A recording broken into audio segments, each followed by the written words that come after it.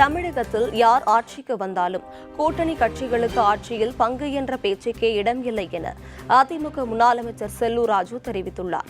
மதுரையில் செய்தியாளர்களிடம் பேசிய அவர், அதிமுக, திமுக என தமிழகத்தில் திராவிட கட்சிகள்தான் ஆட்சிக்கு வர முடியும் என தெரிவித்தார்.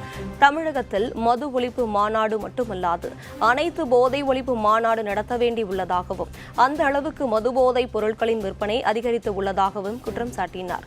மாநில அரசியலில் ஆட்சியில் பங்கு கேட்பது நல்லாட்சிக்கு சரிப்பட்டு வராது என அவர் தெரிவித்தார். நாங்க எதுக்குங்க கூட்டணி வைக்கணும்? நாங்க தாங்க பெரிய கட்சி. முன்னேற்ற கழகம் தான் எங்களுடைய எதிரி.